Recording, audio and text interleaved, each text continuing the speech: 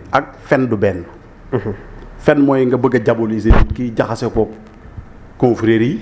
te man confrérie yi ma bëgg a jaxasoo man ci laa bokk. yéen dem leen ci archive yi ngeen xool man chronique yi ma def jagleel ko yoonu murit chronique yi ma def jagleel ko njabootu Cheikh Ahmad Bamba moom defu ko en tant que koo xam ne da leen di mbubboo muy Modou Boussa Dieng. demal seen kàddu nga xool man def naa fi ay chronique spéciale ci Serigne Saliou Mbacké laa ko def la vie et l'œuvre de Serigne Saliou Mbacké def naa ko boo demee ci archive yi di nga ko ci fekk ma bokk Touba dama fa am ay mbokki deret xoola mbokki deret xam nga lu gën a jege jarbaat amul man samay jigéen ñu nekkoon fa di sëy ba am fa njaboot sama maam Cheikh Mouhamadou Lamine Dramé amoon relation yu baax ak Cheikh Ahmad Bamba Khadimu Rasoul boo demee àndulaay gëm a dëkk da nga fay fekk kër Serigne Touba ca biir kër ga yàlla dimbali ma yaroo Tiwaawan kon man dama bokk ci këru diine yëpp ba pare dëkk àndulaay ñu tuddee ko ahlullahi Modou Boussa Dieng nag encore une fois dafa bokk ci système bi ñañ ay marabu système. ah bon waaw parce que moom système yi fi jaar yëpp. kooku c'est un homme religieux la. waaye homme religieux bi yéen a ko tuddee. parce que kooku marabu la xam nga yàlla différence entre marabu ak guide religieux marabu mooy xam nga le mot marabu tubaab yi ñoo ko tuddee woon sëriñ si te sëriñ si du ñu woon ay marabu ay guide religieux lañu moom marabu la ma leeral la lu tax parce que xam nga nit kenn mënu fi effacer histoire man dama ko woo ci débat xam-xam débat wu xam-xam xam nga mooy lan man ay aaya laa génne ak i xaddis teg ni ko sëriñ fan moo war a nekk taxawaayam sëriñ fan la war a taxaw ma ne ko sëriñ ci peuple bi la war a taxaw waaye sëriñ warta ànd ak buur loolu du samay wax waxu yàlla la waxu yonent bi xaaral ma woon la xaddis bi parce que xaddis bii dafa baax ma waxaat ko di ko wax ni maa ngi koy wax ni bu mu def polémique na ñëw ñu débat moom dañuy jàng na borom xam-xam la maa ngi koy woo mu ñëw ñu débat dinañ créer duo boobu ñi mewut a débat ak man nag xoola maa ngi ko dégg mu naan sama moroomu doom moo lay wan ni xamul l'islam dafa am âge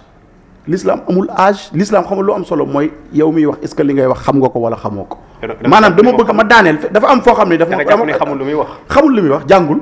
bu jàngoon du weerante ci li doomi soxna la de waaw de ñaata doomu soxna ñoo fi nekk yoo xam ni dañ leen a waroon a rey parce que ñoo yàq l'islam bi jaay ko yaa ngi dégg man loolu laa gëm maay wax la ma daaneel Touba gi ma bëgg a jaxaseel mënul nekk parce que man Touba laa dëkk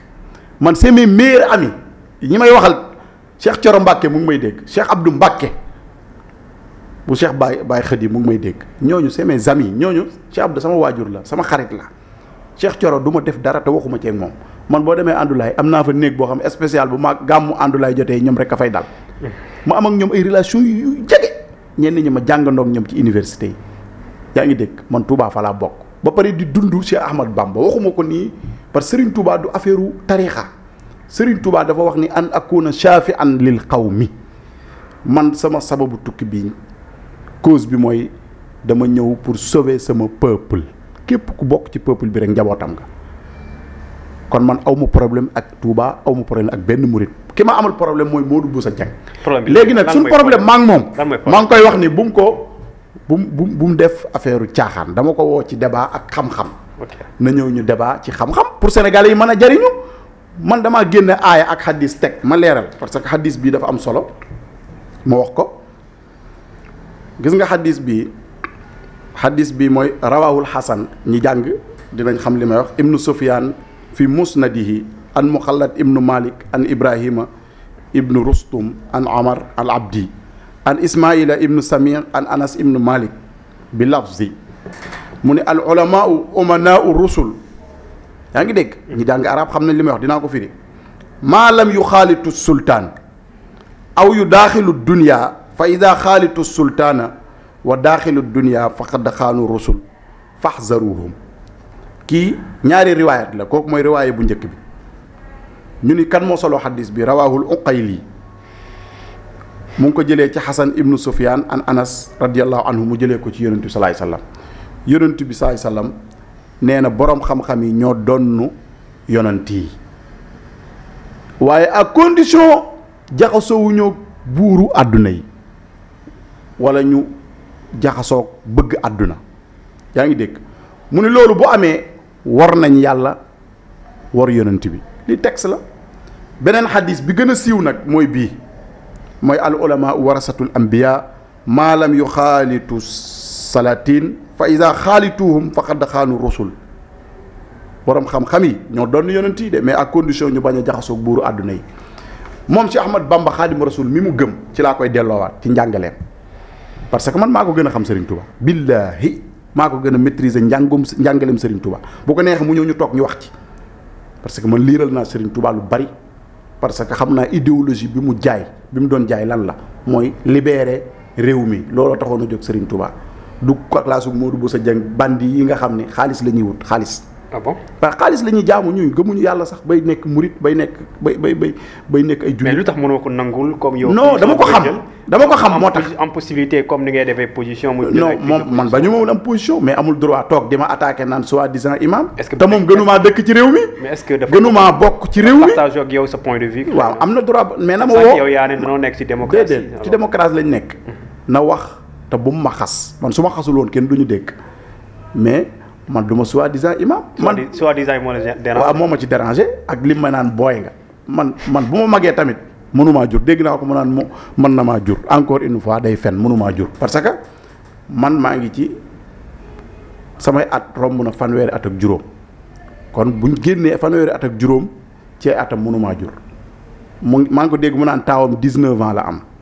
man sama taaw léegi mu am amul 19 ans de waaye lim ko magee bariwul. yaa ngi dégg kon man teel naa samp kër yooyu muy wax yëpp amaluñu njariñ tey débat bi nekkul foofu maanaam man amuma problème ak benn kilifa diine nee naa la Touba ay xarit laa fa am ay soppe yaa ngi dégg Touba TV liggéey naa fa mbàkk yu fay mu ngi may dégg ñu bokk yaayam dëkk àndulaay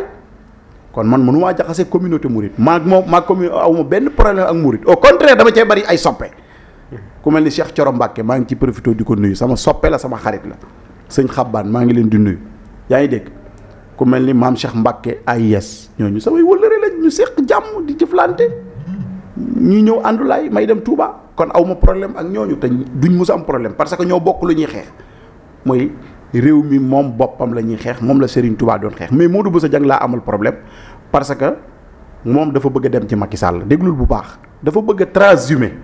léegi nag day teg benn tànk fii teg benn tànk fii parce que moom nitu système la alal lay jaamu. yow ab sëriñ lu ñu lay moom tumaal nañ ko fi ci affaire passeport diplomatique ba mu dem ci kaso loolu fi la ñu fekk kon man moom mu ngi wax maa ngi ko dégg mu naan Dramé xoolal ma daaneel naan Dramé dara tekkiwul que ne da nga def quand même. waaw mais xam nga yow ab sëriñ luy sa yoon ci affaire passeport diplomatique mën na la ci tudd mais sëriñ nit la rek. waaw mais sëriñ nit la mais sëriñ xam nga ci lan lañ koy xaar. sëriñ bi comme lii may def nii maanaam problème am na nan lañ ciy wutee solution. mais sëriñ duñ ko xaar ci passeport diplomatique sëriñ boo gëmee yàlla di nga am lu ëpp passeport diplomatique yaa ngi dégg sëriñ boo gëmee yàlla di nga tal leneen maanaam dama la bëgg wax ni jubul ñoom dañu genre yooyu ñoo fi nekkoon jàpp réew mi otage jàpp confrérie yi otage ku wax ñu attaqué la diaboliser la mais man fi mu dal baaxul parce que malheureusement ci man mi mu dal du am ndam parce que man yàlla dafa dogal man ëpp ma influence ci këru diine yi loolu laa gëm fu ñu ànd ci këru diine yi sëriñ bu ma fi nuyu da ngay jaar sama tur. ñu ci bari dañ daan jëflanteeg sama waajur mu rafet lool. àndulaay ñun matt ma nga xam ne dañ ko fay taal sëñ Abdou Lakram bi dëkk Kàbb Gay di doom ci sëriñ Abdou Laat moo ko daan taalibe mi la daan sant ñu taxan indil ko sama waajur man Modou Bousso Dieng maa ko ëppale ci sëriñ Touba loolu laa gëm ndax sëriñ àndulaay gëm a dëkk kër sëñ Touba nga fa. ma am ci ay jarbaat kon man ëppale wu ma Touba aw ma problème ak ñooñ bu mu centré débat bi foofu bu dee sérieux na man dama ko woo ci xam-xam na ñëw ñu wax ci xam-xam dama koy jàngal loo xam ni nee na murit la delluwaatal sëñ Touba moo wax lii may waaj a wax ma Cheikh Ahmad Bamba dafa bind bàyyi fi kenn mënu ko falsifier ay waxam wala nga koy waxal lu mu waxul Serigne Touba bi Maam Mor Anta Sali Mbàkke nelawee nga xam ni moo doon xaadi bi doon àtte ci jamono yooyu ñu ñëw jël si ko ni ko sëriñ bi comme sa waajur nelaw na kaay nga donn ko ci xaadi bi te ku ne xam ne xaadi mooy nga nekk juge di àtte nit ñi sëriñ Touba ni leen boroom xam-xam bu jaxasoog buuru àdduna de dafa mel ni nga jóge ci ay maanaam dafa mel ni weñ wu tag ci ay dem àll yaa ngi dégg loolu waxu Cheikh Ahmad Bamba la pour te li may wax ni maa ngi ko nangoo ci làmmiñu Serigne Sam Mbaye parce que man jaar naa Louga moom dafa xamul ki mu attaqué moo ko man maa ko gën a xam yoonu murit te bu bëggee ñu toog ci ñu débat ci li Serigne Touba bind ñu teg sax charia bi ne ñu wax ci li Serigne Touba bind naa ci wax lu musul dégg charia moom ñi mewu cee wax ak man parce que jàngul charia wër na nag néew ñi nappoon Ablaye Wade gëmloo ni ko moom Touba Ablaye Wade dem Ablaye Wade du Macky Sall gëm na ni amoo juróomi nit Modou Bousso Dieng yow juróomi nit topp la. moom daal da nga jàpp ne. yaa ngi dégg un politicien en politicien buy kagulewu di naxaate la. est-ce que yow tamit mënu jàpp ne politicien. waaw bu ko neexee man am na droit mu wax. man ñi wax réew mi may déglu xam nañ man damay naxaate wala naxaatewu ma nañ delluwaat samay wax rek xam nga man moom samay wax mu ngi fi nañ dem seet ko man réew mi lu fi mos a am jóg naa taxaw wax te yàlla rek tax te wutuma ci dara te su ma neexoon def ni ñëpp mais du ma mos a trahir askan wi parce que askan wi. ñoo ma gënal loolu. lu tax mënuloo ko nangu choix am. non choix am moo baaxul parce que choix am bu doon dafa maa woo ne ma Imam Dramé li nga wax foo ko teg ma leeral ko ni ko lii ak lii mais yow ñu indil la benn vidéo rek xamoo kii wax ku mu nga bugg ko jàppee ab ibaadu man du ma ibaadu man dama jàpp tarixa jël werd di joxe werd yaa ngi dégg. mais la moo juddoo ci këru diine non ibaadu dara nekku ci comme neex nga nekk ibaadu mais man damaa choisir nekk taalibe Cheikhu Tidiane. gëm tasawuf te tasawuf yëpp benn la ndax Sëriñ Tuubaa wax na ci ca Masaalikul Jinaan kullu wirdin yuridil murida li xadratillaahi walan yaxida sawaun intama ilal jilaani aw intama li ahmad tijaani bu ñëwee masaalik bu ko indee ma jàngal ko ferul ijji jàngul arab tubaab yi muy wax tubaab yi njalaxaat la yaa ngi dégg te maa ngi koy lancé défi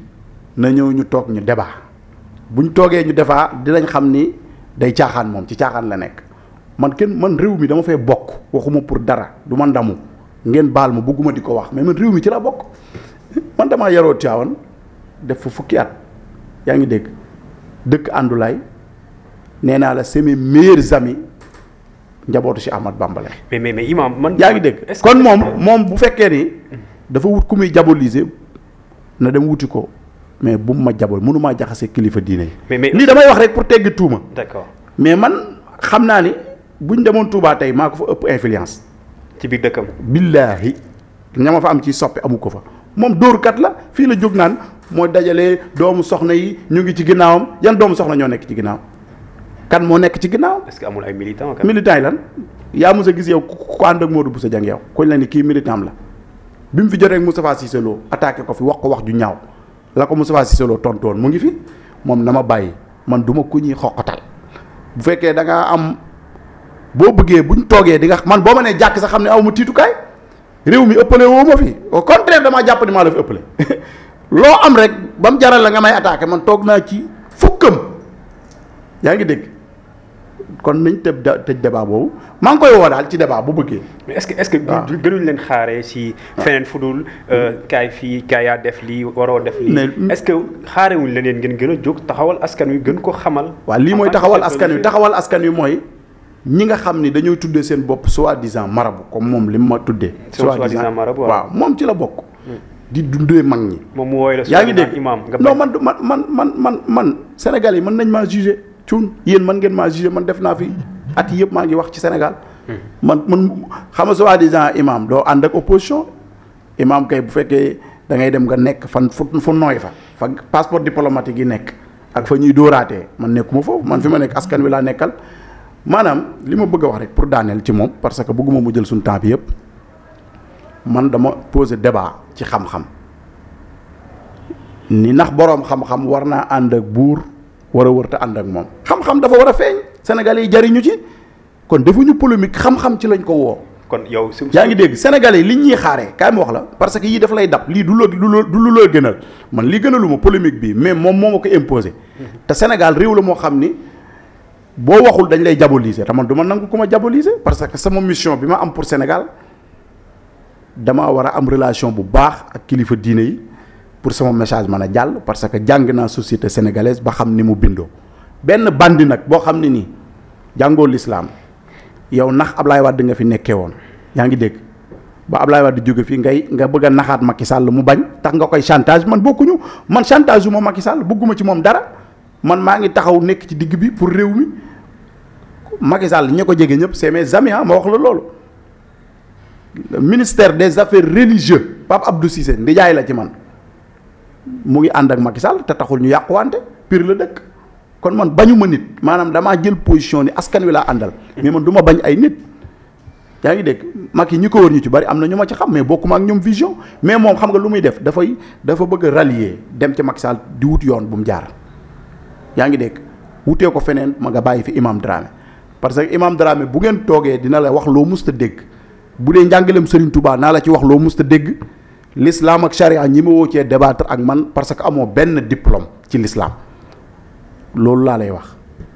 ok Imam waxtaan bi am na solo mais malheureusement ñu ngi xamal que ne waxtu bi jeex na. ñu ngi lay wax la moo doon sa kàddu gu mujj.